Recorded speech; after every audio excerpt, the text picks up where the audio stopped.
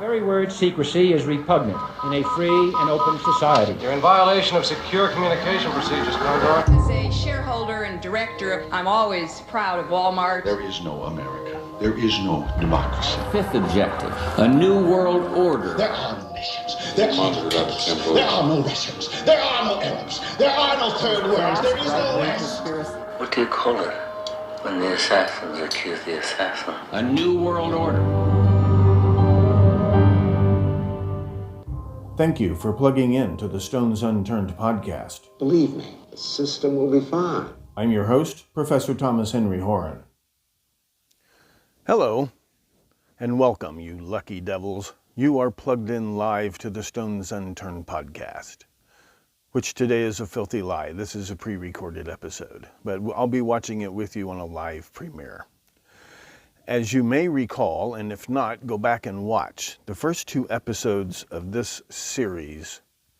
We started talking about the history of American banking, the history of American, even before corporations, wealthy Americans, or how they got wealthy, trading in slaves, rum, and narcotics, especially opium, and how they use their profits to start banks, and then these banks turn around and finance America's Industrial Revolution. So in this episode, I'm going to move forward a little bit in time, and again, I'll be oversimplifying certain things and skipping certain things to get us up to the point of this series, which is how all of this results directly in certain mega cases like the Manson family murders, the Zodiac killer case, Son of Sam, and so on. I promise this will be the last boring episode, but it's important that you know and understand some of these basic facts about the history of Wall Street, the history of corporate America, the history of America's private and official involvement in overseas affairs. And of course, we're focusing on America's role in the international narcotics trade and how that ties in to Wall Street.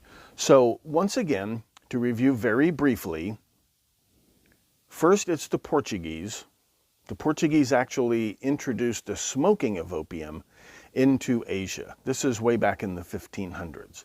They've tried this drug called tobacco from America, and you smoke that. So they thought, well, let's try smoking opium and see what happens. That sounds like a good idea. And they spread this around Asia. So opium goes from being a medicine in Asia to being a drug that people use, not just recreationally, but, to self-medicate depression, anxiety, things like this. So you get millions and millions of people all across Asia, and especially in China, where it has a long history of being prescribed as a medicine. You have all these people addicted to smoking opium, which opens the door to profits. In come the English, in come the Dutch. They are suffering from trade deficits. They are buying silks, they're buying furniture, they're buying jade, they're buying tea in massive quantities from China, so they have a trade deficit. So now they're really interested in taking over the production of opium in places like India and then selling it in China. And this causes political problems. You have this Chinese empire, which is sort of a loose conglomeration of provinces or cantons ruled by local warlords who control the economy, and they're supposed to be paying tribute to Peiping, and so the money flow from these imports and exports is a little less organized in China than it is in, say, England or Holland or even America. But that's basically how this starts. And then, of course, you start bringing the opium into your country, England, Holland, America. Right? Remember that. You remember how the Americans get their beaks in the trough. The Americans come quickly to dominate the global whale oil industry. And all of these newly industrializing economies, starting with England, they desperately need whale oil. It's the only useful lubricant they have for these brand new machines, not only in England, but let's say in their textile mills and factories overseas, right? And whale oil is also used for illumination in these factories. Suddenly there's a need for illumination at night. And for a factory to be illuminated, you need something like whale oil. Eventually, petroleum will replace whale oil. But at this time, the Americans, it's not a monopoly, but they really dominate the whale industry, whale, everything, whale bone and ivory they use for, before there were plastics and things like this. But it's whale oil is where the money is. So you have these closed empires, but the Americans get in because they're bringing in things like whale oil, lots of raw materials from America, furs. The fur trade was a huge moneymaker in the early days of America. One of the few exports that China really wanted was American fur. So they weasel their way in, not always legally. Very often they are smuggling. So you have, we talked a little bit about the Perkins family. We talked about a little bit about the Delanos, the Cabot family. Eventually we'll talk about Henry Cabot Lodge, both the Cabots and the Lodges and the Lowells. Okay, the Perkins, all of these Boston Brahmins, all these respectable, wealthy industrial families of New England start off as nothing but drug smugglers and pirates and you name it. Okay? So this goes all the way back. You're talking about the very first English expeditions to America. The very first. Before Drake, before these guys. Okay? You have Giovanni Cabot, John Cabot, from Genoa.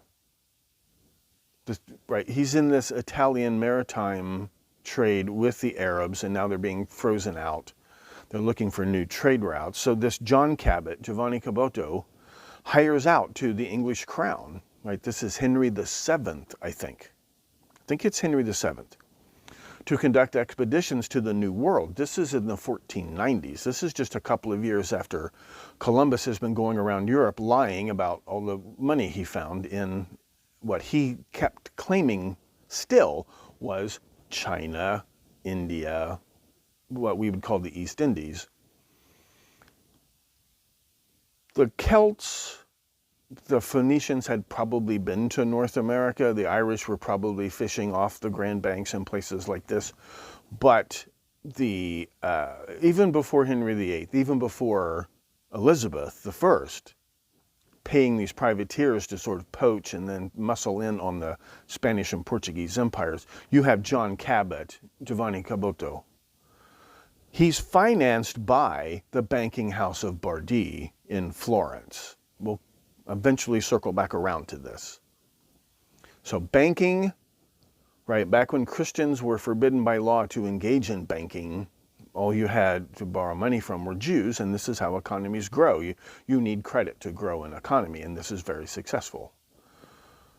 So the banking and the opium traffic are, they've been like this since day one. And it's also interesting that New England, as it becomes to be called, is founded very much by refugees from Elizabeth's and James's police states in England, the Freemasons. And this goes all the way back to Giovanni Cabot and the House of Bardi.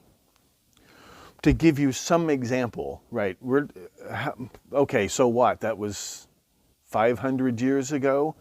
Well, someone like Godfrey Lowell Cabot, the great-grandson of Thomas H. Perkins, write down this name, Godfrey Lowell Cabot. Okay, just notes for the future. It's been going on for 500 years and that's just in America. That's just in New England. where the Boston Brahmins are from, where Yale is established, where Harvard is established, where the American Revolution starts. And again, these people, Warren Delano, Sr. and Jr., Robert B. Forbes, okay, they're smuggling Turkish opium. They're bypassing the British monopoly on opium plantations in India and dealing directly with some opium growers in eastern Turkey. They have access to Turkey. So they are illegally smuggling opium into China and these other markets that are controlled by the British Empire, the Dutch Empire. So once again, what are they doing with their profits? They are investing their profits in what becomes the Industrial Revolution in America. The original steel mills, the original railroads, the original rubber factories, the original textile mills. The British are exporting low-paying, dirty jobs, their textile mills. They're exporting them to America. Just like we export low-paying, dirty jobs to Mexico, to China, or wherever. We didn't invent this. This has been going on forever. And some of this in America is, again, it's sort of pirate. America was like the first China. They're pirating manufactured goods that they're selling on the black market, sometimes selling them right back to the British. This is how the Industrial Revolution gets off the ground in America. And it's financed to a great extent by the profits from the slave trade, the opium trade, the rum trade.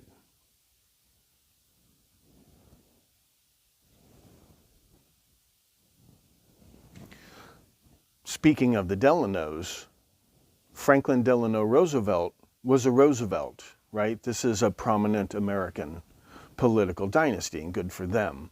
But the Delanos are actually more important than the Roosevelts in American politics. There were two branches of the Roosevelt clan, right? Oyster Bay and the Teddy Roosevelt branch. Doesn't matter. Franklin Roosevelt was a distant cousin of Teddy Roosevelt, and he married a distant niece of Teddy Roosevelt's, Eleanor Roosevelt. She didn't even have to change her name when she got married. But the Delanos were much more important. Remember that Franklin Roosevelt, he's not only a Freemason, but he's not a Republican at all. He joins the Democratic Party, and he joins this revolt against the Tammany Hall machine. That's important. We'll circle back around to that later. But just to give you an idea, the Delanois, these are Walloons from Holland. They are here before the British. New Amsterdam colony, where my ancestors settled. My mother's ancestors were Sephardic Jews who had been chased out of Spain and Portugal by the Catholic Reconquista in 1492, and they go up north. It's still inside the Spanish Empire, but they flee to the fringes of the Spanish Empire in Northern Europe to Holland, where they're welcomed for their capital and their skills. And my mother's ancestors get on a ship and sail for New Amsterdam. They're following the fur trappers. My mother's ancestors were in fur and leather for, 3,000 years, historians think. They were there before, they were in Western Europe before the Romans. They were in Western Europe before the Phoenicians. Okay? They also arrive, the Roosevelts, some of these families actually go to Brazil first, very briefly, and then they go to New Amsterdam, which we now call New York. So remember, the Pilgrims are not Puritans. Okay? These were pilgrims. These are religious and political refugees from Elizabethan and Jacobite England. They're anarchists, right? They're not just anti-royalists. They're really anarchists. They're proto-anarchists. They're not the Puritans. They are separatists, okay? They're linked to Cromwell. They're part of the London Underground Church. They join John Robinson's Pilgrims. They sort of attach themselves to the Pilgrims for not only political refugee status, but, the possibility of making some money here. They're among the original Boston Brahmins. They're shipbuilders, they're whalers, and they're professional mariners. They do hire themselves out as navigators, map makers. Their descendants include presidents of the United States Ulysses S. Grant, Calvin Coolidge, and of course Franklin Delano Roosevelt. That's just the tip of the iceberg. Robert Redfield descended from the Delanos. Hunter S. Thompson, the gonzo journalist Hunter S. Thompson, Fear and Loathing in Las Vegas, provided armed security to the S01 Foundation, which you'll see. Paul Delano becomes the first admiral of the Chilean Navy. This idea of nation building, regime change, this is not a 20th century idea. He oversees the founding and construction of the port of Valparaiso, which becomes terribly important on the coast of Chile. That's Paul Delano. The Dutch East India Company had established something of a monopoly on coca, which was not a widely used product at first. And most of the world's consumption of coca came from Java. Okay, this is the Dutch East India Company logo. You can Google it, it's not showing up very well. This is one of their first cocaine processing plants in Java. So Delano, along with Stanford, along with Folger, okay, they are bringing coffee shrubs from Java to South America, establishing coffee plantations. Coffee is not a terribly popular product in America yet, but they can sell it. They can sell coffee back to Arab controlled economies, right?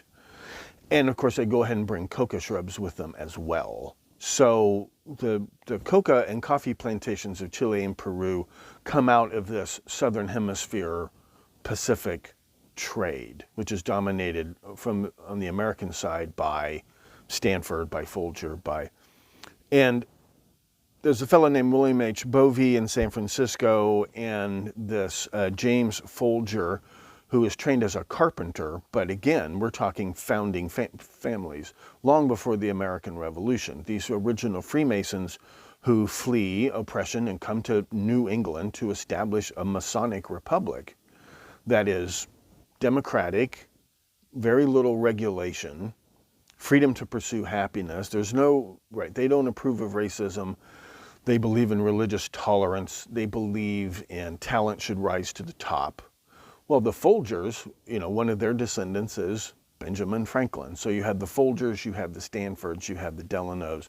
These are super early, most of them Freemasons, or they joined the Freemasons. Why wouldn't you?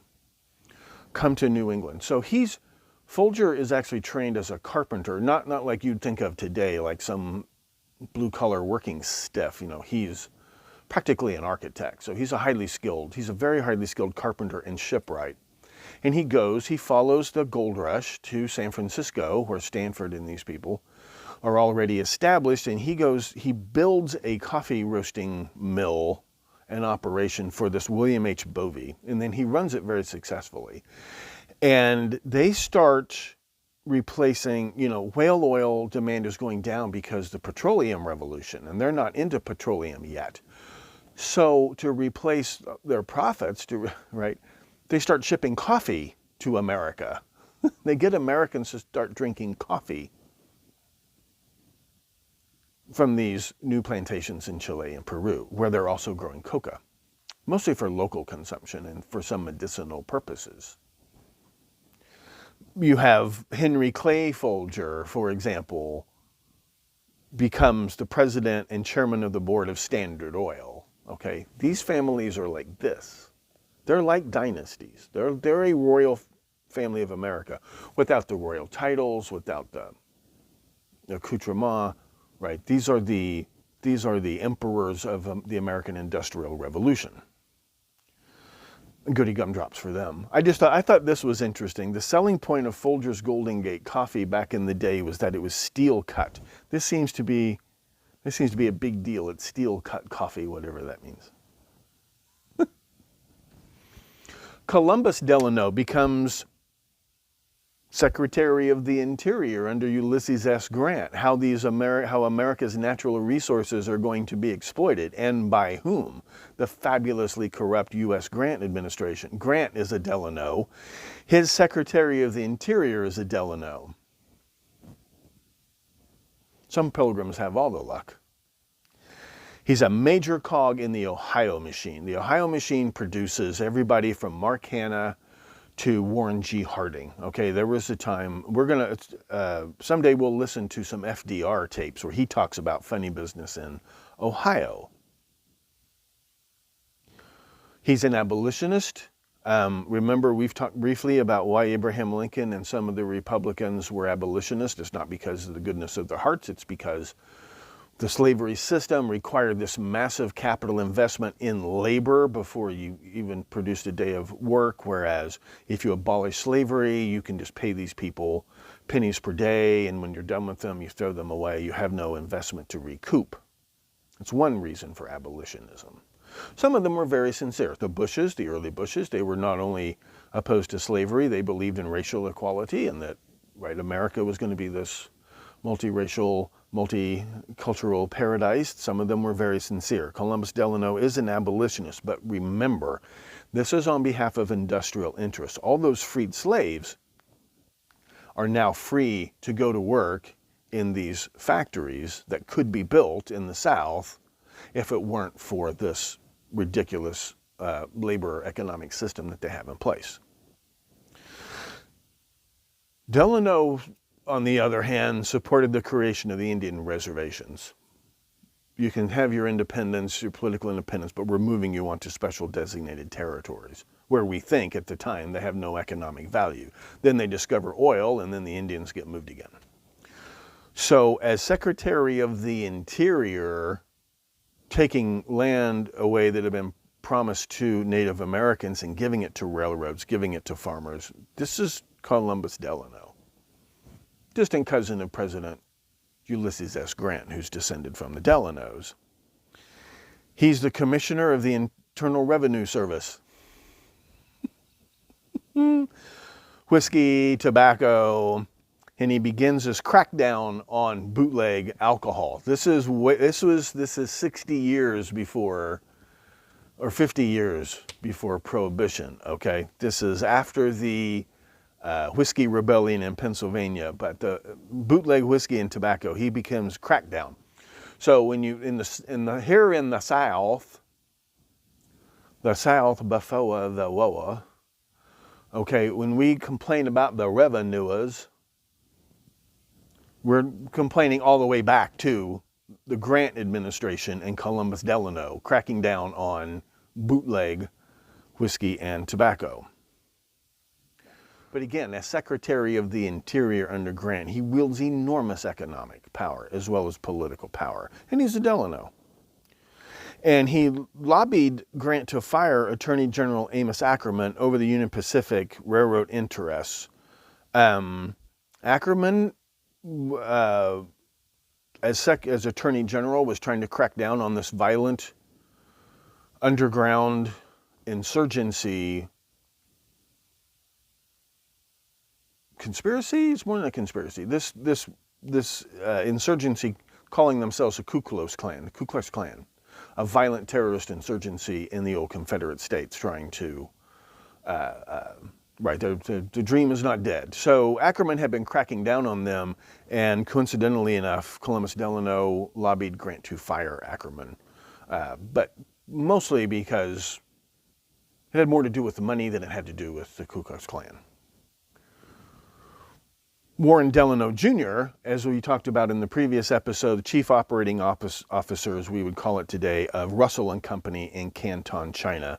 He established, I don't think I mentioned this, there was this little island in the bay there at Canton, and I'm using the old-fashioned names for these places because I don't mean to be disrespectful to China or the Chinese people.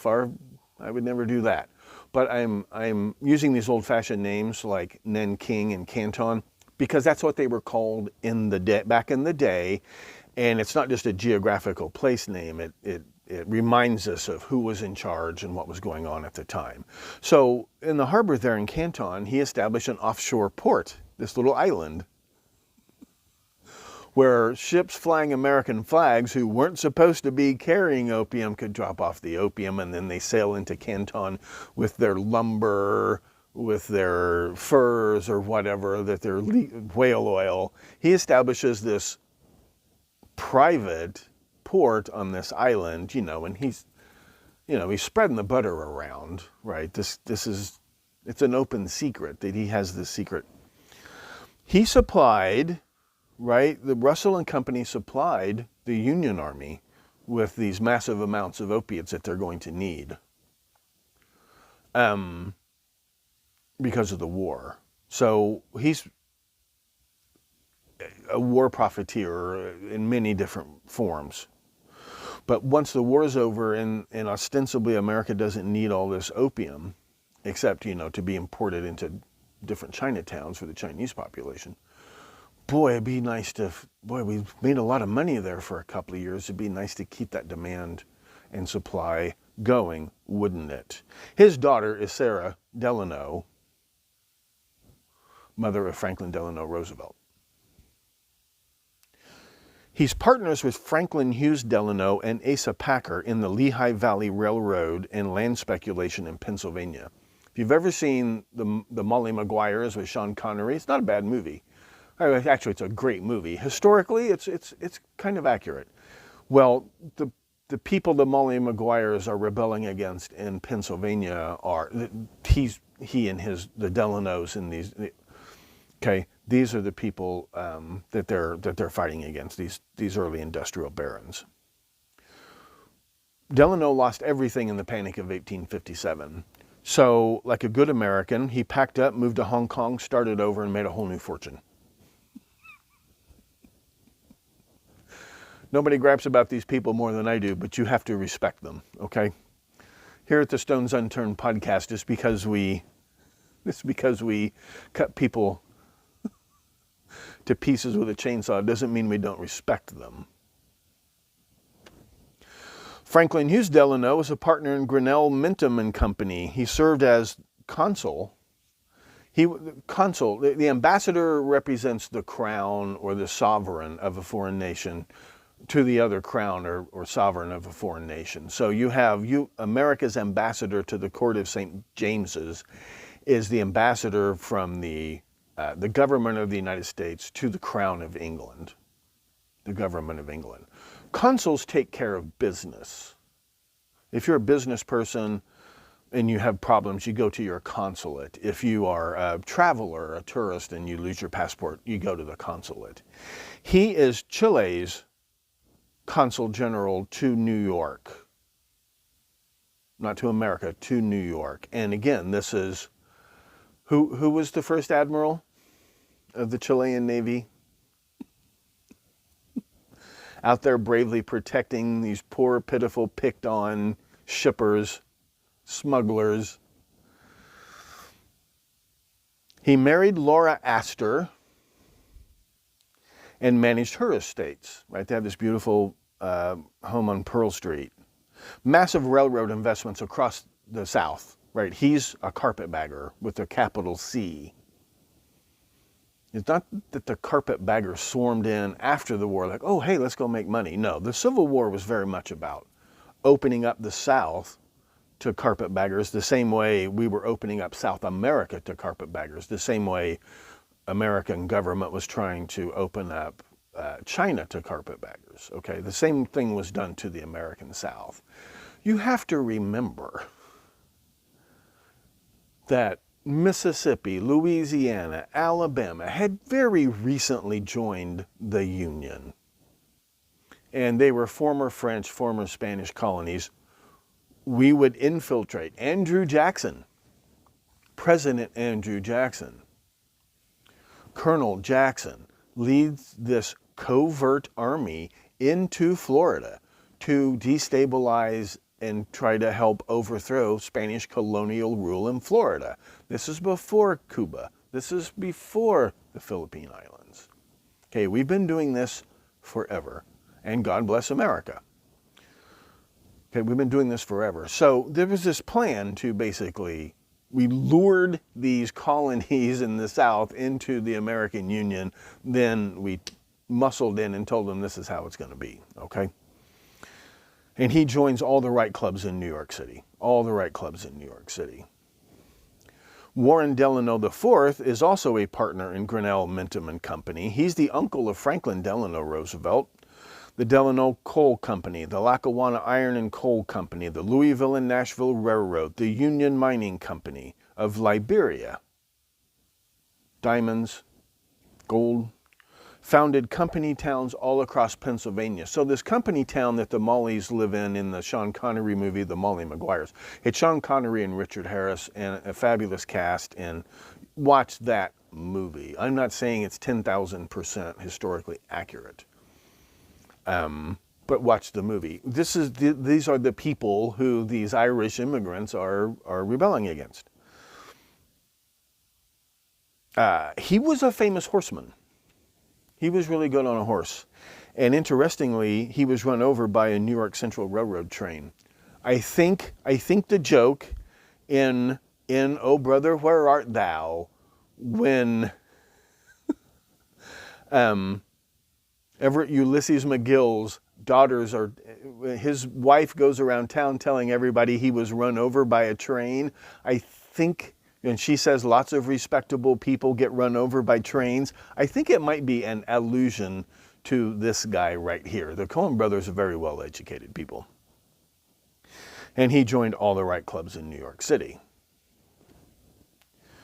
This tall, handsome fellow here, Frederick Adrian Delano II, uncle of Franklin Delano Roosevelt, was born in Hong Kong.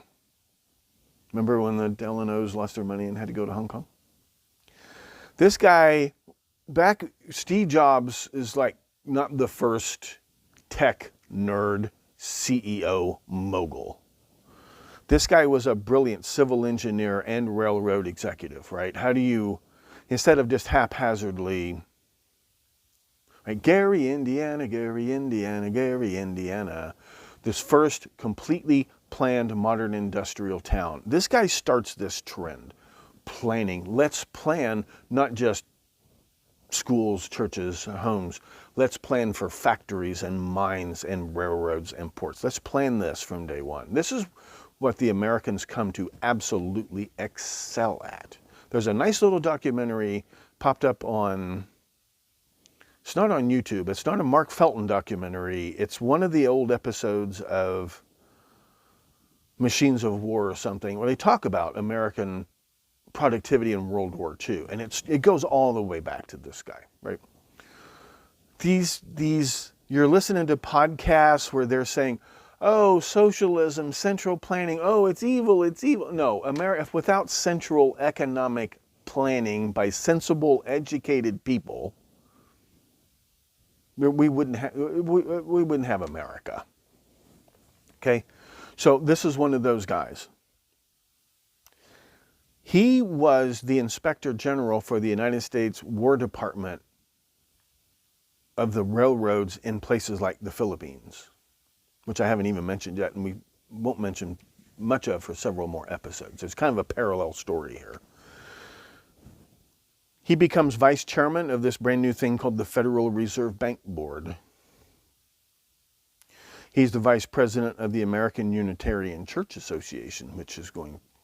We barely talked about cults. We barely talked about the religious aspect of what we're getting into, but we will. Remember Frederick Adrian Delano II, Vice President of the American Unitarian Church. I've always wondered if he is the inspiration for the character of Adrian Marcado in the movie Rosemary's Baby, which is set in New York City. Don't forget that. He's on the planning commissions for national resources in Resources New York, Chicago, and the Pentagon, what becomes the Pentagon. And he's leader of the Commercial Club of Chicago, which is founded by Cyrus McCormick, when we haven't talked much about the McCormicks either. The time will come. The time will come. Let me put it this way. Bill Clinton could not convince Hillary to marry him until he introduced her to the McCormicks.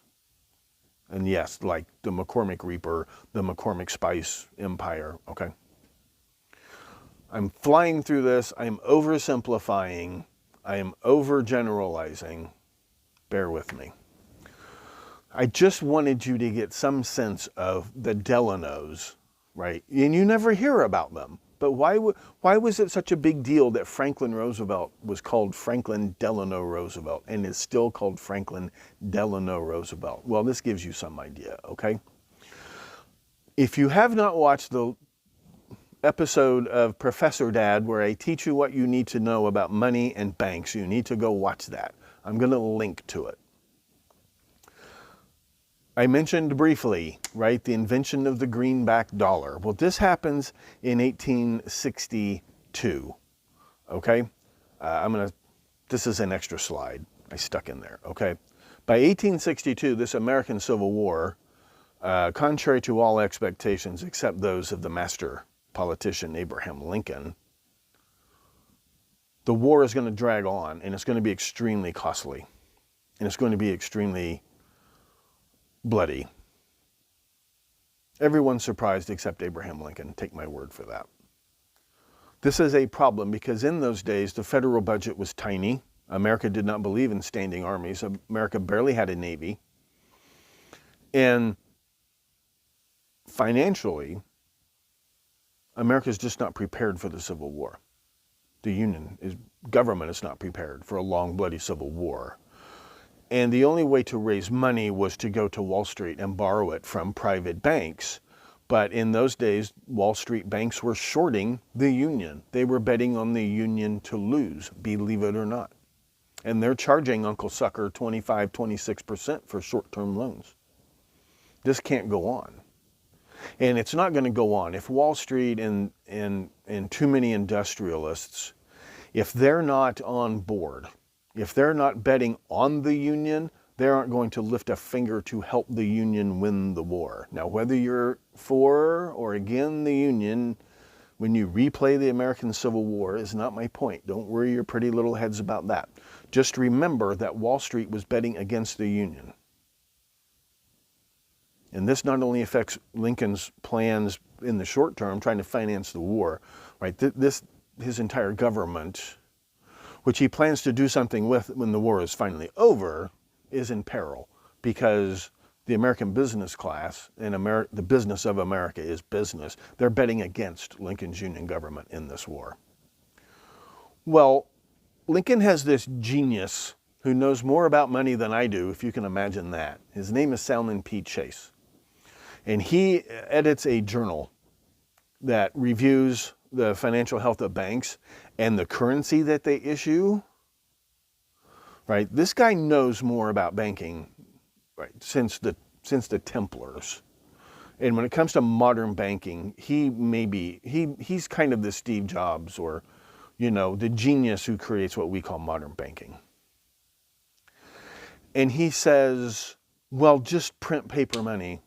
And for the first time ever, we'll pass legislation, we'll make it legal tender. Any government contractor, right? On the one hand, you have Wall Street shorting the Union and the Union side of the war. On the other hand, you have, is it Smith & Wesson? You have Armour, you have Colt, you have all these, you have railroads foaming at the mouth, ready to cash in on government contracts if the war is going to be long and bloody. So you tell them, if you want to get paid, it's going to be paid in these greenback dollars. But it's okay because they're legal tender and the bank will have to accept, right? It could work! It did work and it does work. This is risky. It's never been tried before.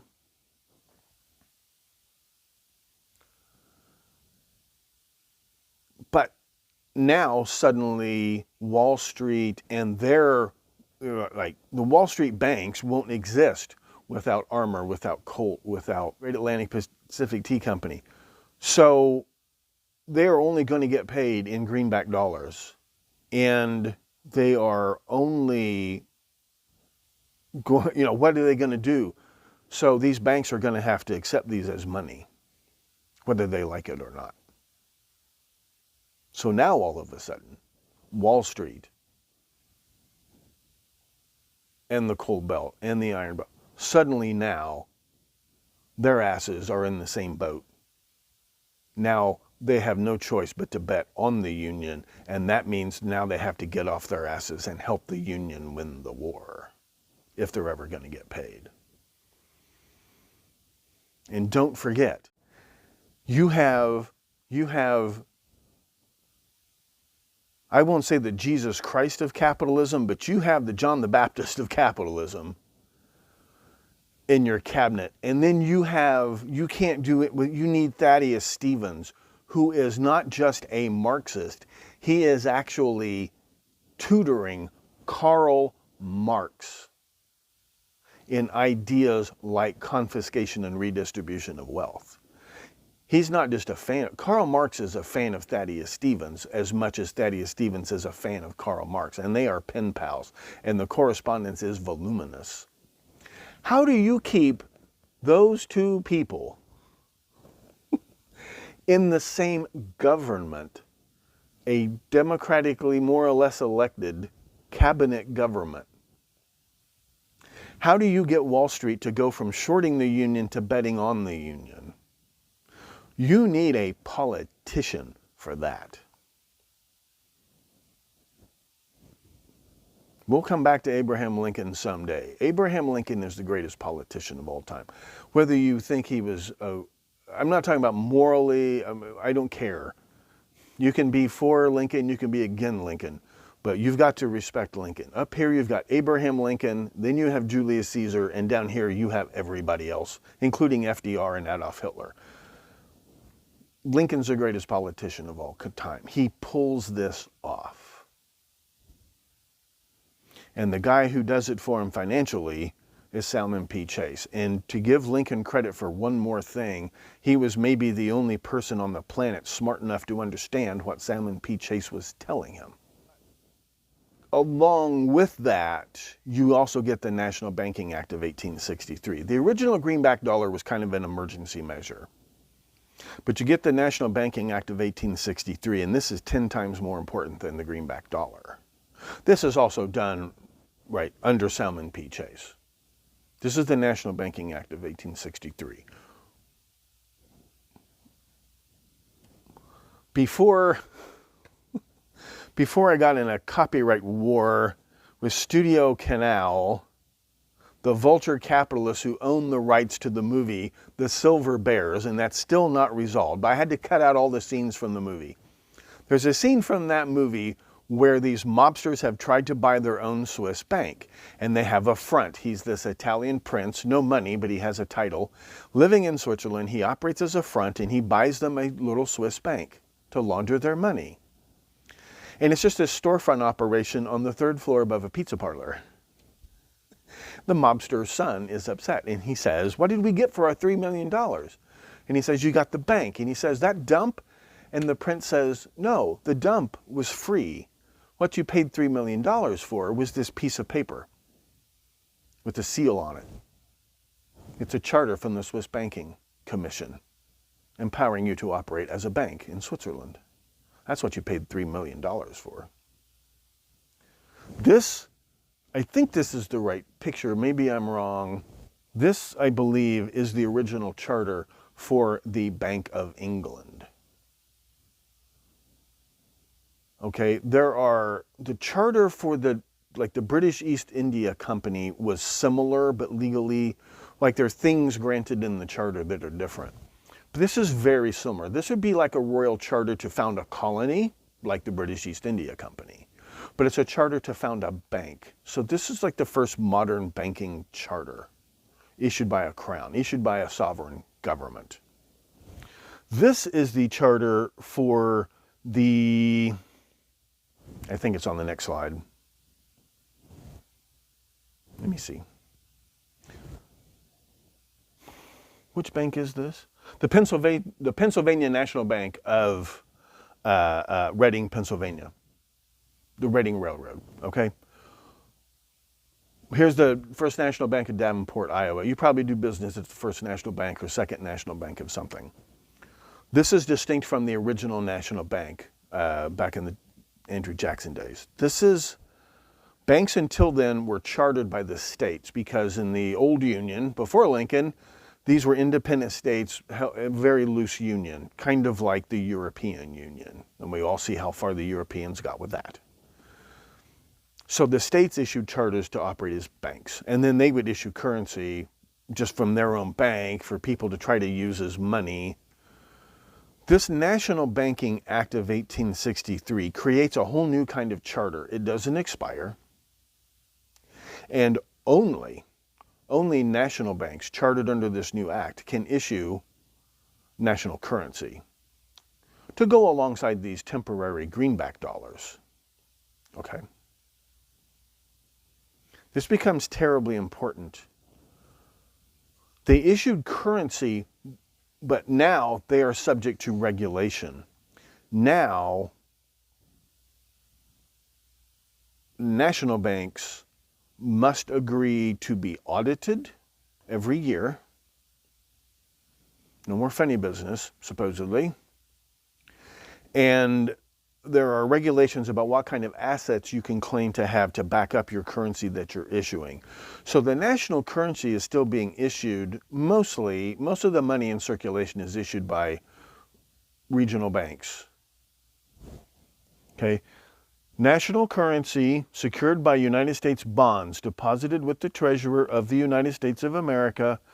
This banknote issued by the First National Bank of the City of New York. Citibank. Pay to the bearer on demand $20.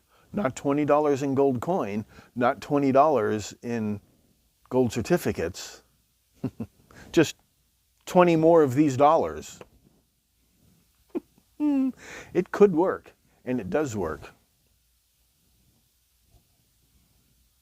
This note is legal tender for all debts, public and private. National currency secured by the United States, bonds deposited with the Treasurer of the United States of America, the Chase National Bank of the City of New York. Chase. City Chase. Looks just like real money, doesn't it? It looks just like modern money. We'll pay to the bearer $10. Now, this is brilliant for a lot of reasons. Number one, now you're regulating currency. People can put a little bit more faith in the currency. If you have any faith whatsoever in the United States federal government, now you can put a little bit of faith in the currency.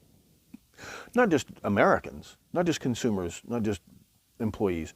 Foreigners can put a little faith in this currency. It's going to be good for trade. But it isn't limited to being backed by a precious metal like gold or silver or copper or tungsten.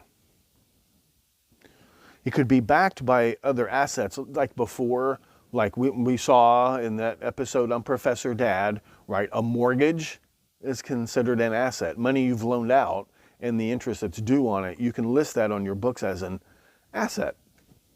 And you can issue promissory notes secured by that asset. These are promissory notes. A check is a promissory note. A loan is right? There are lots of different kinds of promissory notes. That's why they're still called notes. To this day, it's a form of banknote. It's a very special form of banknote. But this allows the government to borrow money from now from banks that the government holds the strings on. Your charter is issued by and can be revoked by the comptroller of the currency. So you must submit to audits. You must submit to examinations by the bank examiners to stabilize the banking industry. And this works. This works very well. So on your books, you can have gold, you can have silver, you can have stock certificates, and you can have these treasury bonds.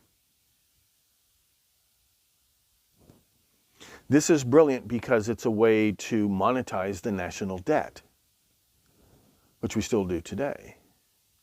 When they talk about the Federal Reserve Bank and their balance sheet of assets, including completely. Remember those mortgages that were so worthless they destroyed the global economy? You know who holds those mortgages now? Uncle Sucker. The greenback dollar in your pocket right now is backed in part, not in toto, but in part by those completely and entirely worthless mortgages. In addition to some gold, in addition to lots and lots of treasury bonds. This starts with the National Banking Act of 1863. So this is, Office of the Comptroller of the Currency, Washington, D.C. Okay, this is what a new bank charter looks like.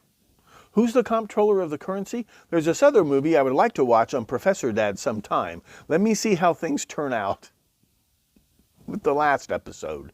We're appealing to a higher power. YouTube. No, actually, we're actually appealing. I'm going to tell them this is fair use whether you like it or not. We'll see what happens. This is a movie called Rollover. You're moving the Arabs into gold. Hold on. So this is a movie called Rollover, starring the one and only, I forgot his name, and Jane Fonda, and a great cast. Once again, it's a paranoid movie about the collapse of the financial system. It's not as accurate and realistic as The Silver Bears, believe it or not. But it's interesting and it's worth watching, and we'll watch it at least once live on Professor Dad, and we'll learn some lessons. So this is the guy who wrote the song "Me and Bobby McGee." What's his name?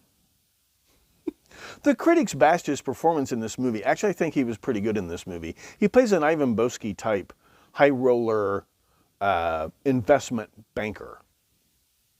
Okay, and he is tasked by among other things, he's on the Federal Reserve Board. There's this bank that's investment bank that's in trouble, and they hold a lot of certificates of deposit in petrodollars from this Arab kingdom, and the Arabs are getting skittish about the value of the dollar, and they're trying to quietly move out of the dollar into gold. They're doing this secretly, and then murders start happening, and then personal relationships matter, and if the scandal gets out, if this bank fails, then the Arabs are really going to panic, and this could cause a global financial panic. It's kind of realistic, kind of not. But he mentions something here. He catches his old mentor doing this. It's secret, and people are getting murdered over this, and he's upset. This high roller who bends a lot of rules, he's brought in to save this bank quietly, if he can, to tide them over. And he stumbles over. Here's part of the problem.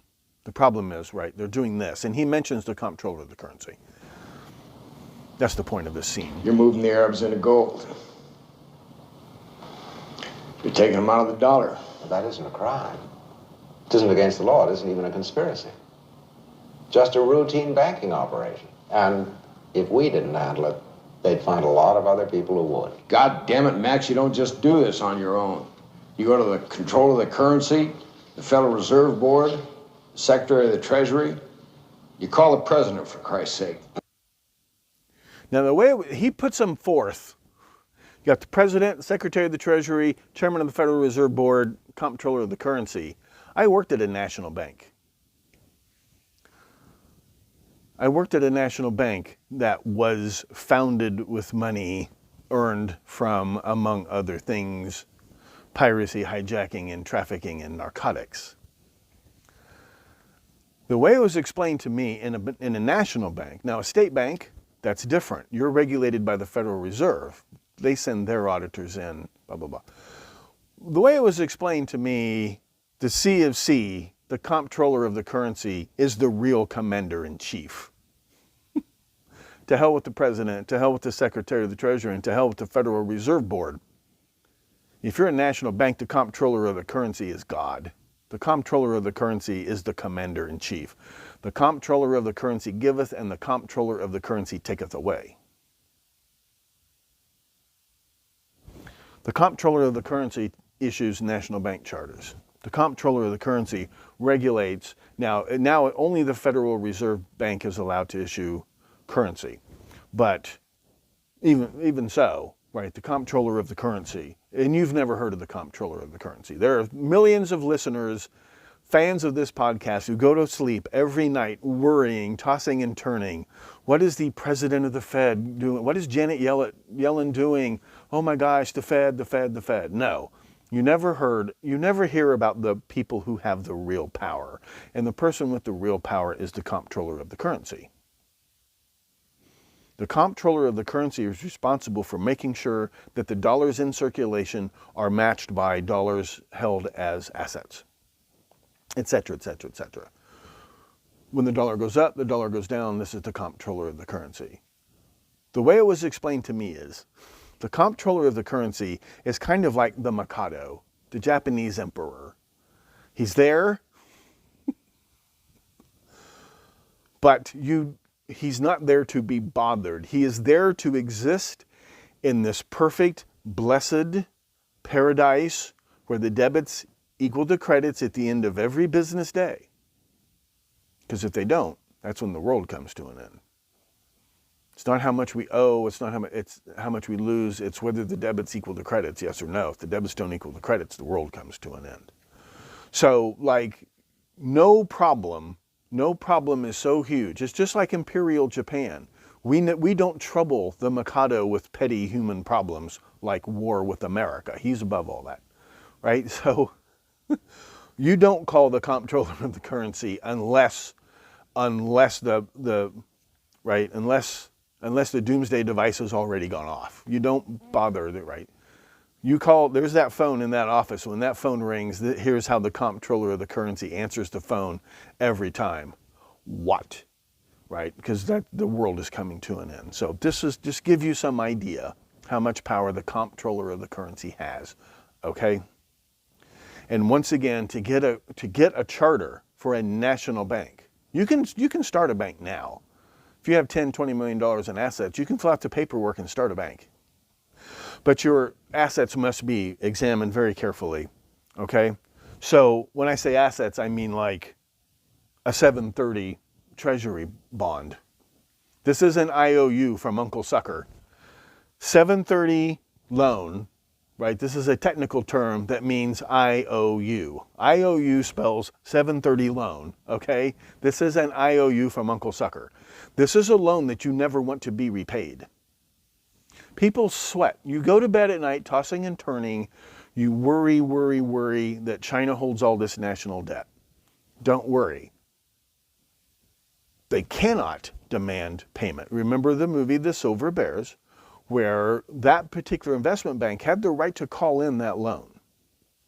And not like a home mortgage, where as long as you make your payments on time, they cannot call in your loan. Unless, and this may have happened to a lot of you 10 years ago, if the value of the assets backing that mortgage, that promissory note you signed, was backed by an asset, and that asset, the two assets, your checking account at the time, and after that, the market value of your house minus what you owe, your equity in the home. If the value of that house, well, what you owe, the value of the house over and above the mortgage is your equity. I'm sorry. It's confusing enough. But housing prices right now are worse. The bubble is worse than it was in 2007. For the love of God, do not buy a house. I'm sorry, don't buy a house. You're throwing your money away. We've got to do something about this. It's happening all over again. You may have gone through this. My baby mama went through this, where all of a sudden the market value of your house, which is now public knowledge, dips below. Right, your house is worth less than what you owe. This is a problem not only for a homeowner in a mortgage, right? This is a problem for banks that issue currency. If the value of your assets and the value of treasury bonds and things like that are set by the market. So, and there's a pretty tight window in there. As long as the full faith and credit of the United States government is worth anything on the open market, right? Some gold, some stocks, some things like that, you're now subject, you have to show that you have very solid assets before they'll issue you a national bank charter, okay? But most of those assets right, and so now it's the Federal Reserve Bank, and we'll talk about that later. Those assets are IOUs from Uncle Sucker. Remember this movie? What is this? What is this? Where's all the money? That's as good as money, sir. Those are IOUs. Now, an IOU from this guy might not be worth much. An IOU from Uncle Sucker is supposed to be worth something, okay? Now, here's my point. Thanks to the National Banking Act of 1863, an old money bank like Citi or a brand new bank like Chase, now it's named for Salmon P. Chase. Technically, he was not a stockholder, but it was just an honor. It was just an honorarium. We'll name it after the Secretary of the Treasury. Couldn't hurt. Couldn't hurt. They've got a license literally to print money. But they don't print the money. The money is printed by this company you never heard of. Maybe you've invested in it. The American Banknote Company, number 70 Broad Street, New York. Before it was Wall Street, it was Broadway. Okay? Broad Street. The American Banknote Company. Write this down. Write down American Banknote Company. This is going to matter many, many episodes down the road. Okay? I don't throw any trivia at you on this podcast. You have my word on that. All this hot air was going to add up to something. I give you my solemn promise. The full faith and credit of Professor Thomas Henry Horn guarantees that you will receive payoff on this obscure mention of the American Banknote Company. They print all the money. They print the greenbacks. They print everything. American Banknote Company. This is their old headquarters, number 70 Broad Street, New York. They're the ones who print these notes. Before the U.S. Mint kind of bought them or established their own, it's different now. But they print all this stuff, and they print all kinds of other documents. They print the stock certificates. They print all this stuff. Tiny little company. In theory, they're being audited. So when Chase says we need $10 million in $20 bills, they have shown there's record somewhere that the American Banknote Company printed $20 million in Series 1890 notes for Citi, and then the bank examiners from the Comptroller of the Currency verify that Citi had $20 million in assets on hand. Are you with me? But, you know, everybody likes money, even worthless greenbacks. If you could get more notes printed, you would only have one problem if those notes were brought in to be redeemed. But since they're backed by treasury bonds, you know, not gold, you can't take these Citibank notes and go into a Citibank and demand payment in gold. All you get is $20 more. So that's not liable to happen. Now, this was a real problem before the National Banking Act of 1863. These state-chartered local banks would issue more currency than they had assets for because they knew that that currency would be deposited and spent somewhere. It would never come back. And as a matter of fact, right, the National Banking Act of 1863 puts a tax on this kind of currency. The Erie and Kalamazoo Railroad Bank, $5, worthless now. It puts it, every time you spend one of these, there was like a 10% tax, or if you deposited this in your bank, there was a 10% tax. So within a couple of years, all these old state-chartered banks issuing their own currency, they're just out of business. They're just completely and entirely out of business.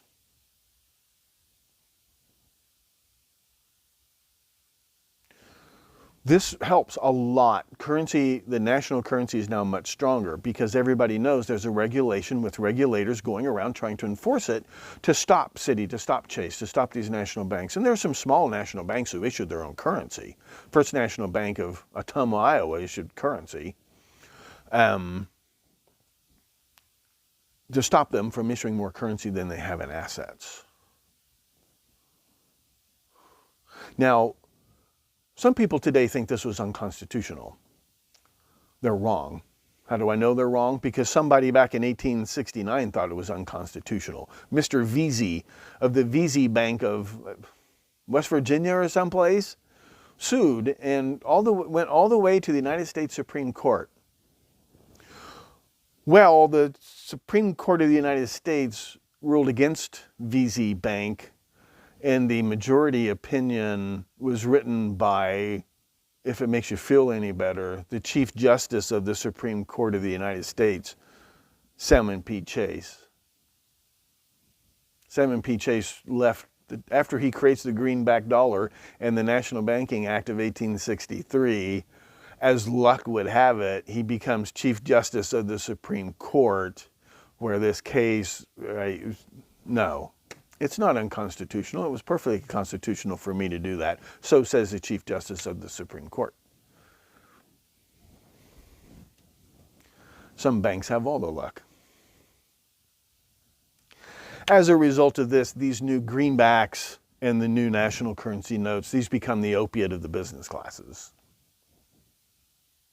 These dollars become very liquid, which is what they've been looking for. Having gold as your money limits the supply of money. It strangles your economy, right? If you don't understand that, you have no clue what money is. You need to go back and watch Professor Dad. But there are objections among not only American businesses, actually there are a lot of objections overseas, where America's trying to have this trade going on and trying to create a trade surplus, or keep their trade surplus going, right? So you do get a new gold standard of 1873. In 1873, Grant's Secretary of the Treasury, George Boutwell, he's an ancestor of Sheriff Jim Boutwell from the massive Henry Lee Lucas serial killer fraud. I think he is related to George Boutwell, if I'm not entirely mistaken. Just like Ethel Younger, Bugliosi's boss in the DA's office prosecuting Manson is definitely a descendant of a relative of Cole Younger. So I think, I may be wrong about this, I'm pretty sure Jim Boutwell was related to George Boutwell, Secretary of the Treasury under the fabulously corrupt administration of Hiram Ulysses Grant, descended from the Delanos. For foreign trade in particular, he does get the government to issue some specific national currency, which happens to be gold certificates. This one is very different. This certifies that there have been deposited in the Treasury of the United States of America $50 in gold coin payable to the bearer on demand. These you can take to the bank and get gold, if you can get your hands on them. The first gold certificates for a very long time, if you buy gold, you can either do something insanely stupid, which is have it delivered to your house, you can bury it in the backyard, or put it in your safety deposit box. If you're buying a significant quantity of gold, you're paying somebody to store it for you, and what they do when you buy the gold, they don't send you a box of gold in the mail. It's insanely stupid to do that. They send you a gold certificate. You have legal title to some gold in a special vault somewhere. If you're China, we've loaned them gold. We didn't loan them gold. We loaned them gold certificates. This entitles you. It's usually got their name on it. Old gold certificates are made out to a payee. You deposited the gold, only you can collect the gold. All right? What's interesting about this is, speaking of convenient loopholes, you've already got the Chief Justice of the Supreme Court, but interest on the national debt, those bonds that are being held as assets and then monetized as national currency, okay, that helps that bank can then loan out that money. You're monetizing the national debt, and it's an asset. Banks can use that. It's a cheap loan, or they're loaning money to the government. I'm sorry, I got that backwards. The point is, the interest on those bonds is payable in gold or gold certificates, not worthless greenbacks. That's one of those little loopholes. Customs duties are payable to the government in gold, but interest on the national debt is payable in gold. So if you're one of these American Zaibatsus, Brown Brothers Harriman, right? This railroad owns a bank, and so you're importing stuff into the United States, and you have to pay Uncle Sucker his cut, his customs duties in gold. That's okay, because Uncle Sucker will pay you back the interest he owes you on those bonds in gold.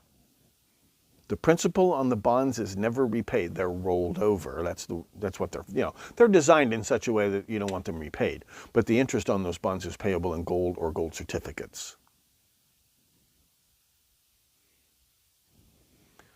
Especially in like 1882, now in 1882, the government is issuing bearer gold certificates. Because this is like a series 1922, okay? But it's 1882 that the government starts issuing bearer gold certificates to pay interest on national debt, things like this. How convenient is that? What do you do with those gold certificates? You're not supposed to use them to issue more currency. What do you do with them? You can invest them. You can invest them in the Illinois Central Railroad, which was started by the government of the state of Illinois. You had Abraham Lincoln and Stephen A. Douglas, right, the board of directors of the Illinois Central Railroad. Goes broke. A vulture capitalist named E.H. Harriman buys it up, makes it the most profitable corporation in America. Where does he get the financing for that?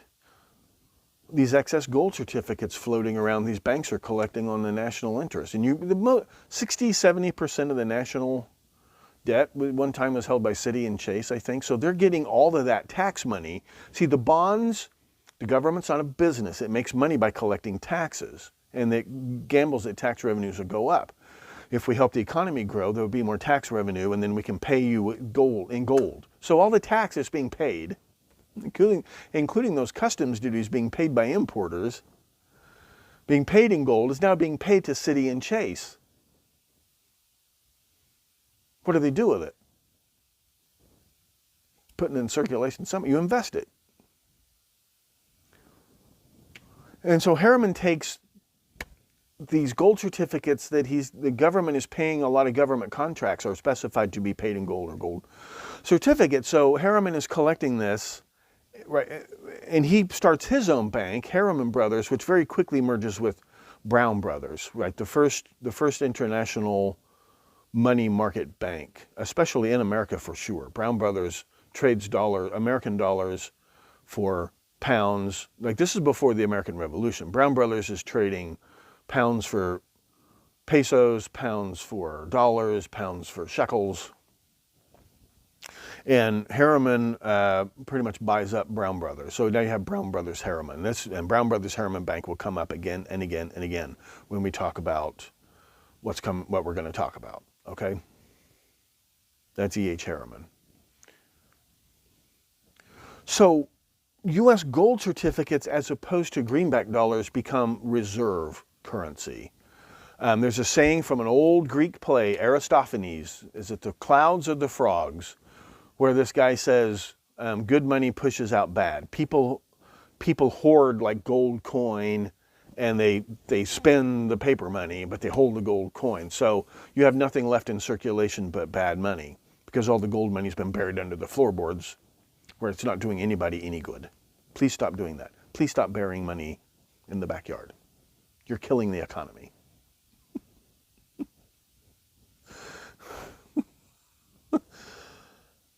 Becomes what we now call a reserve currency. And they're very liquid because they're pieces of paper. They're gold certificates with serial numbers. They're like traveler's checks. I mean, if somebody steals your gold certificates, you can complain and they'll cancel those. And right, these are much more closely regulated than plain old greenbacks. So these become as good as gold, these gold certificates. And in particular, okay, if you're an American and you walk into the Federal Reserve Bank and you want to cash in $10 million in gold certificates and walk out with your gold, you're going to raise a lot of eyebrows, and a lot of prickly questions are going to be asked as to how you obtain these.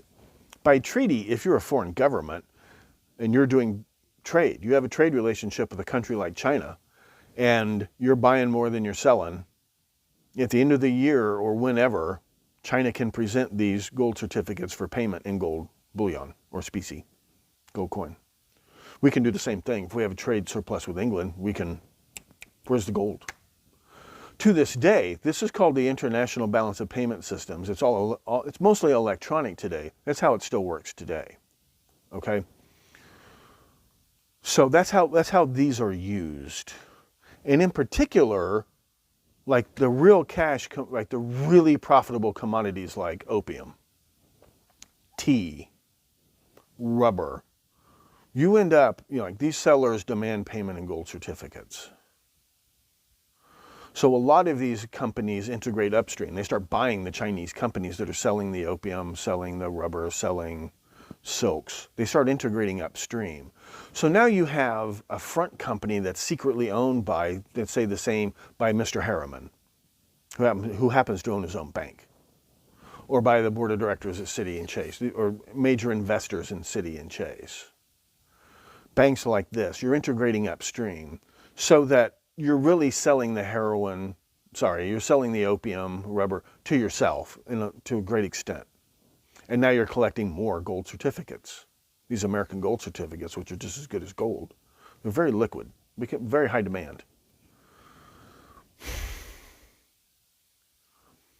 But if you're not in that kind of a sweetheart deal, what do? You got gold certificates piling up, and Uncle Sucker's getting worried because gold reserves are being depleted.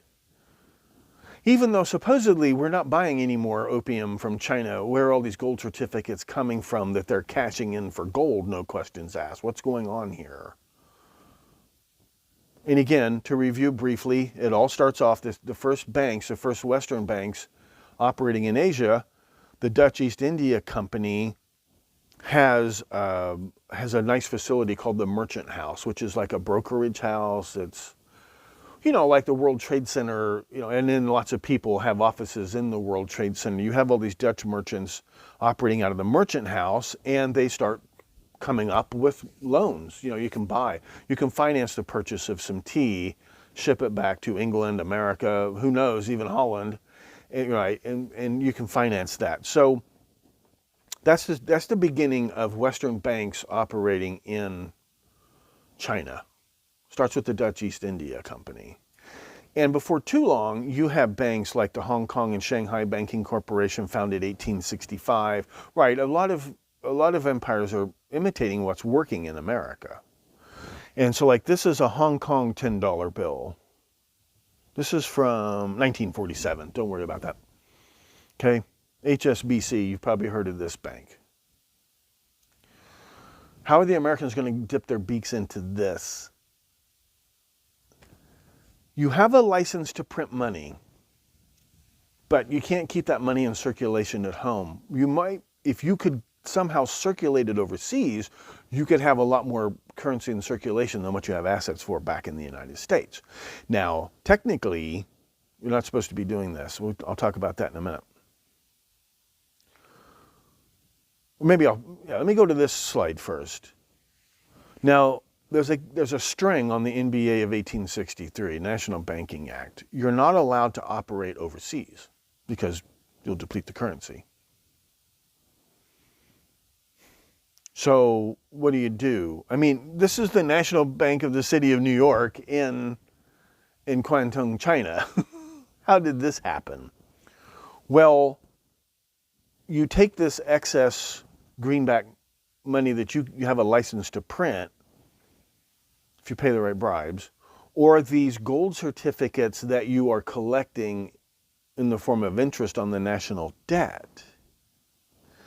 You could open front banks. You could front companies, consortiums, holding companies. You could do that. You could do that overseas. And that's how you get the National City Bank of New York in Guangdong, China. Finally come out and operate in the open.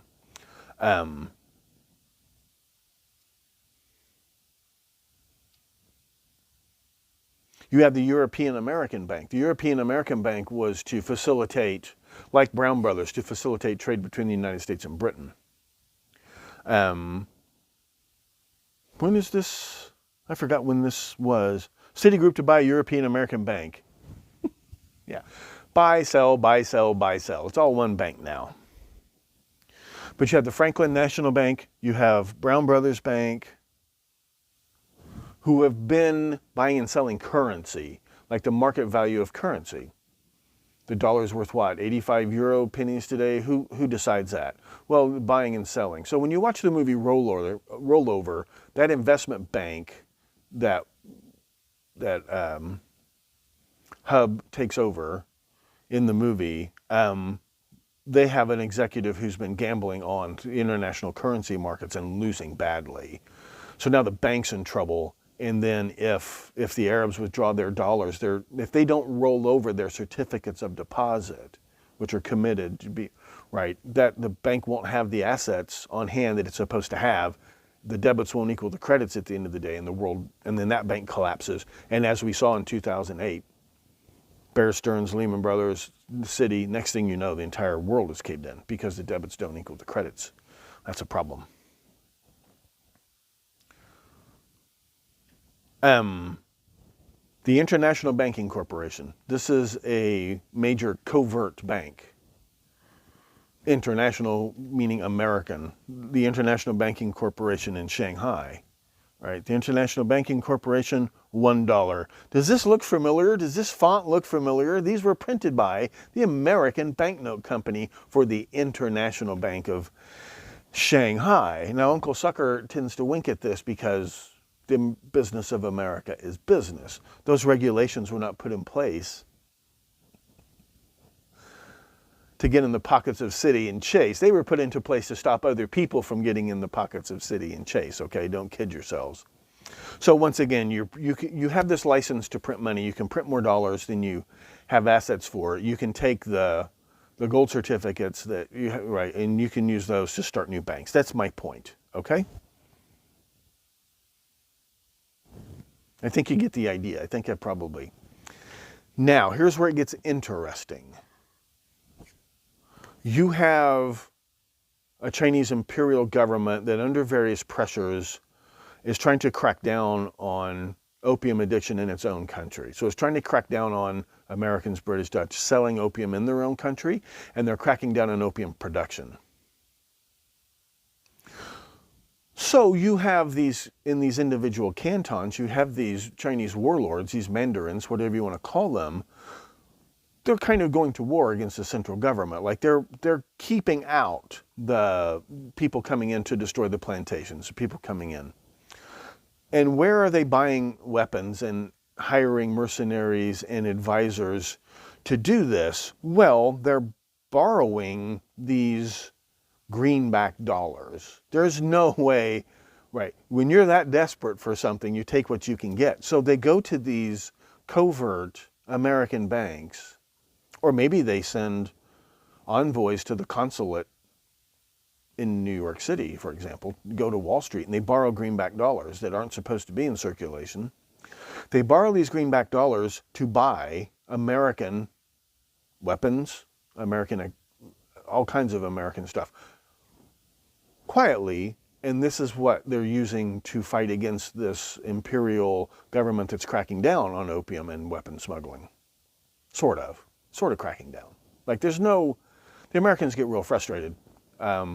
There's a book you must read. You really need to read every book Barbara Tuchman ever wrote. Guns of August, The Proud Tower, and one called Stilwell and the American Experience in China. You need to read that book. You should read The First Salute. Okay? You need to read Stilwell and the American Experience in China. They'll give you some glimpse. And she's such a wonderful historian and really brings these people to life. And you never heard of Joe Stilwell. Joe Stilwell was the Robert E. Lee of World War II. He was America's greatest soldier. And he was given this task that was impossible. Robert E. Lee was given an impossible task. I'm not so sure Robert E. Lee didn't think much of slavery. Robert E. Lee didn't think much of secession. But I think what appealed to him was the impossible task. Right? Satan rebelling against God, it's impossible, but he has to try anyway. The poet, well, we'll talk about that on Professor Dad. Okay? So you have General Stilwell's given this impossible task, which is to save China from the Japanese and the communists simultaneously, with no help from the Chinese whatsoever. So read Stilwell and the American Experience in China. They're borrowing greenback dollars they're desperate to buy weapons and expertise, with encouragement from the same Americans who've been profiting from the heroin and weapons trade, right? But these loans, and this was very common, this was normal, this was standard operating procedure. These loans, which are dispersed in greenback dollars, are stipulated they must be repaid in gold or gold certificates. So all the money that you're paying these people secretly, because as the Della knows, you're not supposed to officially be involved in the opium trade anymore. The money that you are paying in gold certificates for the opium or for whatever, how do you get those back? You stipulate that these loans to buy the weapons and whatnot. See, they couldn't show up. They couldn't show up with gold certificates to buy Henry repeating rifles, to buy Gatling guns, whatever, to buy artillery. Where are you getting these gold certificates from? You had to buy them with greenback dollars, which you borrow from these covert banks, or maybe you could go to Wall Street, right? It's in America's interest, strategic interest, right? Opium is a strategic commodity now. Rubber is definitely a strategic commodity. There are a lot of strategic commodities coming from Asia, so now you have the government, right? The government got Wall Street and the industrialists in the same boat in the Civil War. Now the industrialists and the banks have Uncle Sucker in their boat saying, if you want to stay in business, you got to help us stay in business. Publicly or privately is up to you. So you're loaning out greenback dollars, you're demanding repayment in gold certificates, because you're really paying yourself in a lot of ways. There's a lot of front companies. There's nothing new about any of this. Nothing new. Giovanni Cabot, Google it. There's nothing new. There's no new thing under the sun. The Phoenicians took over a business empire my ancestors invented. The Phoenicians muscled their way in, okay? Then the Romans muscled their way in, except on the west coast of Spain and places like that. We'll talk about that someday. We talked about that a little bit, right? On Professor Dad, that's how you get back some of the gold certificates. Now, this Chinese imperial government demands tribute, taxes, tribute in gold certificates. So some of these gold certificates are being paid to these covert banks in the form of repaying these loans. Some of them are being presented to Uncle Sucker and demanding their gold. So according to legend, and this is going to be interesting, we'll talk about this in more detail soon. Supposedly the imperial government in Nanking accumulates over 6,000 tons of gold reserves. I think to a great extent this might be a myth. But if it's true, this is a concern to Uncle Sucker, because now Uncle Sucker does not have the gold to keep issuing gold certificates. You can't. By law, you can issue all the greenback dollars you want, because everybody and their dog knows greenbacks are backed by nothing but more greenbacks, but you can't issue more gold certificates than you have gold. So supposedly, it's the tribute money, the taxes paid to the imperial central government in Nanking that supposedly collects up to 6,000 tons of gold reserves. My point is this, for the purposes of this podcast series, what's this got to do with Zodiac? What's this got to do with Manson? What's this got to do with Son of Sam? What's this got to do with, okay?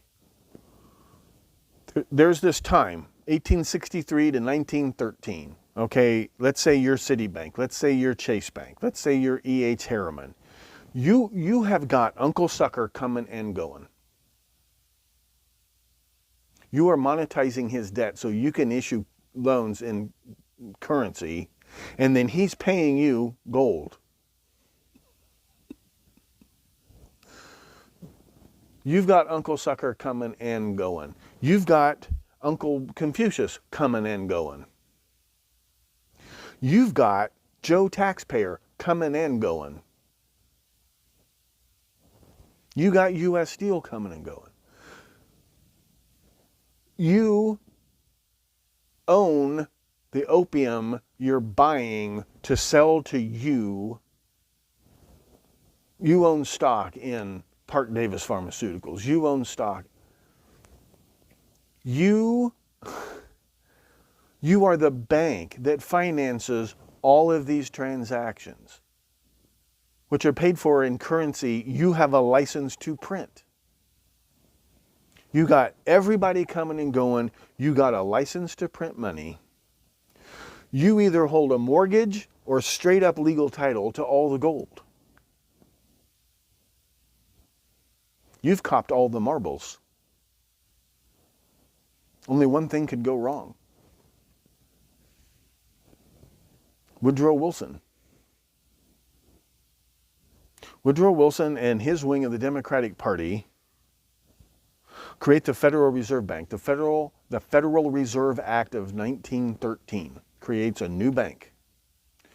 No longer, it's phased out over time. By 1929, even the big national banks are no longer allowed to issue national currency. You can put money in circulation in the form of loans. You can do that, but you no longer issue your own currency. All American dollars are issued by one bank and one bank only. That's the Federal Reserve Bank. What was good for the goose is now even better for the gander. What a great idea the national currency and the national bank system was. Let's just do the Federal Reserve Bank. Same principle, more centrally controlled. Books are, who examines the books of the Federal Reserve Bank? The books of the Federal Reserve Bank are mostly closed. But don't worry, those dollars in your pocket are backed by assets. My point is, you as an investor, you as a participant in the market may look askance at the value of those assets. That is done every single day in markets all around the world. You can lie to the market for just so long, the market wins in the end. So there are assets. It's a mixture of gold, silver. There's a year's worth of heroin stored at Fort Knox. Did you know that? There's not a year's worth of cocaine. There's not a year's, right? I think I forgot to mention, opium is a strategic commodity because you need it in case of war to treat wounded soldiers. Cocaine becomes a very popular local anesthetic to treat soldiers. So cocaine has also become a strategic commodity as far as Uncle Sucker is concerned. You must have access to opium, must have access to cocaine by 1900. I think World War I is when cocaine becomes procaine, lidocaine, become very popular. And now they are also, among other things, strategic commodities. So you get this Federal Reserve Bank, now issuing all the currency. Okay. The Federal Reserve Bank of Minneapolis, Minnesota will pay to the bearer on demand $5. Not $5 in gold, not $5 in gold certificates, $5 more, okay? Now the banks are still getting, they still handle this money. They're still handling the money. Okay, here's an ad for tea. This is the Great Union Pacific Tea Company. His wife is beating him because he didn't bring home the right brand of tea. Mother's Little Helper. Caffeine and sugar. These are pick-me-ups. Tea markets, rubber markets, you name it. But then you get a crackdown on the narcotics trade. This is by a new branch of the Republican Party. This is William Howard Taft and Teddy Roosevelt's basically bull moose party, right? We want to dip our beaks in the trough. So you get a form of regime change in America. You get a regime change within the two political parties. You get the Woodrow Wilson wing taking over the Democratic Party, and then you get the bull moose wing taking over the Republican Party. Now, this is not the Franklin Roosevelt Oyster Bay branch. These are the Teddy Roosevelts from the other branch of the, not Oyster Bay, it's whatever they are, Roosevelts, taking over the Republican Party. The way Trump took over, listen, Donald Trump and Teddy Roosevelt have an awful lot in common. Awful lot in common. Teddy Roosevelt a little bit more successful, right? The Pure Food and Drug Act no longer allowed to taint baby teething medicine with hard narcotics unless they're regulated right, okay? Pure Food and Drug Act. You have cracking down on, there's an international convention which is to discourage countries from producing opium, cocaine, right? So the 1912 Opium and Coca Convention, William Howard Taft. This is not about cutting down on imports, it's about cutting down on exports of these drugs. The new imperial government in China is cooperating with this wing of the government. This wing of the government is now trying to support the imperial government against these warlords who are fighting for their independence, which will allow them to continue to sell the opium and whatnot. And then, of course, when you're playing both ends against the middle, when you're buying the opium from the warlords and then extracting that money right back to sell them the weapons they need to keep in the opium business, boy, this is a threat to your profits, right? So the central Chinese government is being supported by the new American government and their fight against it. And this has a lot to do with morals. There is a real opium crisis in America in the 1890s, just like there is today. This is a real problem. And it's also, it's a takeover. It's a takeover. We got elected, and now we're going to take all this business away from you that you started. You started America. You started the American Industrial Revolution, and now we're taking over. It's kind of like a mafia.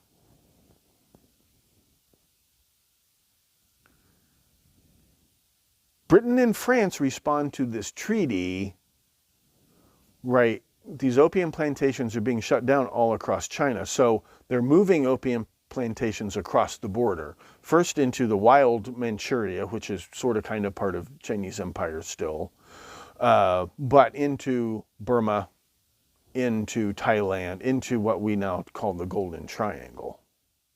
This was a problem when World War II came along, and you have the U.S. Navy, we'll talk about this real soon, buying illegal opium from Burma to supply their needs in the Pacific War. This becomes a serious problem.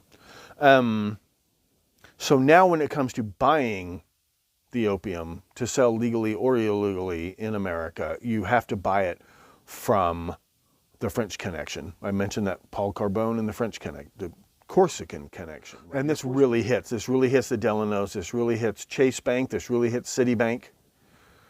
Okay, this hits them pretty hard. They're the French connection, which is really the Corsican connection, has muscled in on the supply end. Uncle Sucker is cracking down on the demand end.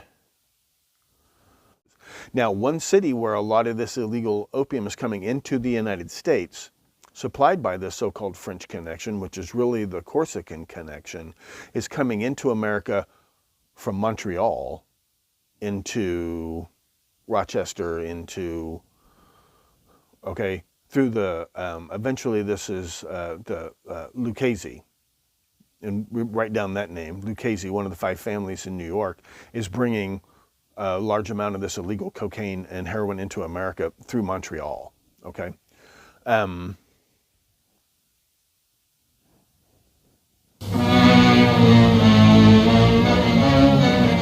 Sufficient dope to kill 6 million men was brought to light in the latest raid on ships in New York Harbor. Heroin to the value of $10 million, brought from France and Turkey where it grows. Wow. What are these people going to do? You have the official government of China cracking down on opium. You have this new Muslim, sort of Muslim, the Young Turks taking over, overthrowing the monarchy in Turkey, cutting down on supply. You have cracked down on not only the demand side, but also on the banking side. What do? There's really only one solution open to these opium barons, these Wall Street barons. There's really only one thing left they can do, and that's regime change. Regime change in China, regime change in the Philippines, regime change all across South America, regime change in Turkey, and regime change in America. Now, what does any of this have to do with the Zodiac Killer, with Charles Manson, with the Son of Sam, with you name it? What does any of that have to do with any of this?